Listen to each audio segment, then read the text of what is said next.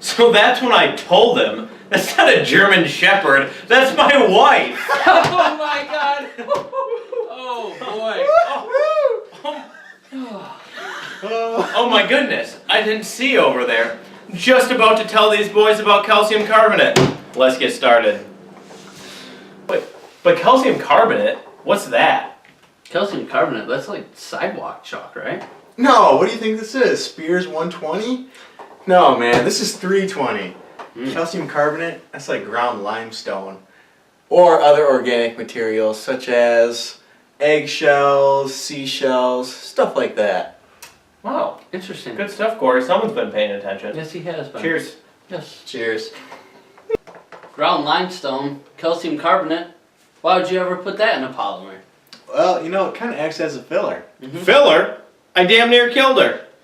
It fills up space, cuts down on cost, and it does a lot of other things. Well, what about tensile and flexural strength and modulus and impact? What will it do to that? So calcium carbonate and mechanical properties. It's a great question, Jake. So what happens is, tensile and flexural strengths go down along with impact strength, but what goes up is the tensile and flexural modulus. And the reason for this is that the calcium carbonate is like a giant boulder when compared to the polymer chains. So what it does is it gets in between the chains and takes away that internal chain mobility that the polymer would normally have. So what this does is it makes a material significantly stiffer than before, but it also embrittles it and decreases its yield strength. Oh. Wow. So here's a part that's unfilled polypropylene. What do you think about that?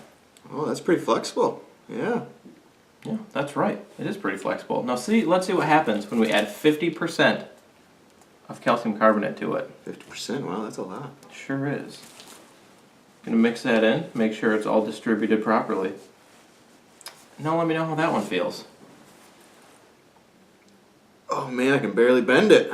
That's true. The modulus has about doubled, but the strength has gone down about 10%, the tensile strength, and the impact has about halved. Oh wow.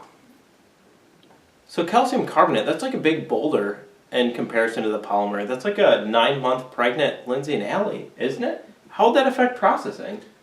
Well, it kind of increases viscosity. It doesn't allow for molecular chain movement, and doesn't allow them to slide past each other quickly. So adding all that calcium carbonate, that really increases the cost, doesn't it? You silly moose. That decreases it. Calcium carbonate's only about 20 cents a pound, where the general polymer will be about 80 cents to $1.20. So that's actually going to bring the cost down pretty significantly. Wow. So overall, Jake, what do you say some of the primary attributes of calcium carbonate is? Say that it takes up space, and in doing so, it also lowers costs. Yeah, as a filler. But secondary, it increases the modulus, but lowers most of the mechanical properties such as tensile, impact, and flexural strength. That's good. And also, don't forget, it will actually decrease processability because it drives the viscosity up. And it can actually turn non-hygroscopic materials hygroscopic, so they could need to be dried when previously the unfilled were not. So after all this, like calcium carbonate, it's like a reinforcement or a plasticizer, right? No, it's a filler!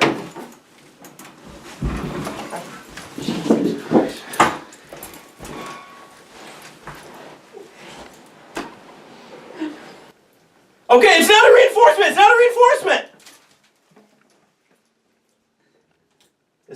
This is calcium carbonate. This is a filler.